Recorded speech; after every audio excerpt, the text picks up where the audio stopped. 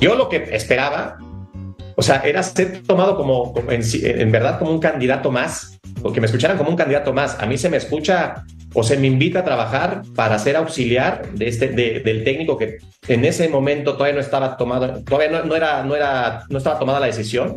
Y también se me invita a trabajar el proceso sub-23 nuevamente, pero bueno, yo ya estuve en el proceso sub-23. Yo lo que decía es, bueno, yo conozco prácticamente el 60-70% de la base que va a estar en el siguiente mundial. Hagamos por primera vez algo distinto, un técnico que llegue con 6 años de preparación.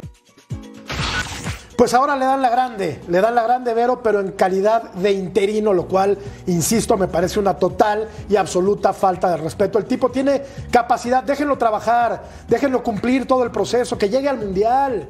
Echando a perder se aprende, y en este país más, juégatela, en este caso con un mexicano joven que tiene además el deseo, Vero, de devorarse, de comerse el mundo a cachos. Yo estoy de acuerdo contigo, porque si ustedes recordarán, despuesito del Tata, la afición pedía a gritos que fuera un director técnico mexicano, por muchas razones, por las raíces, por el entendimiento cultural, y pues bueno, a lo mejor ese director técnico es ídolo de muchos de los muchachitos, Vero, mexicanos. ¿No? Claro, identidad, por supuesto.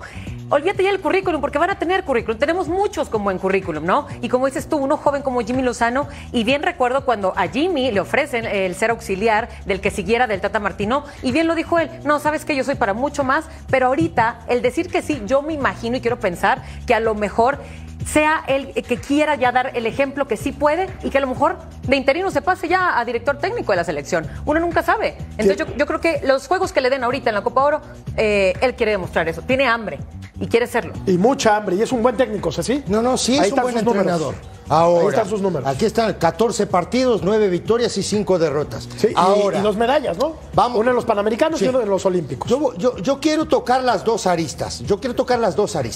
Primero la arista de Coca, que firma en Tigres y al cuarto o quinto partido se va, ¿no? Luego las declaraciones de Jaime Lozano, ¿no? Cuando dice, si voy como interino, yo no lo quiero. No quiero tampoco ser auxiliar. Ese proceso ya lo vivió el de la sub-23. Totalmente de acuerdo contigo.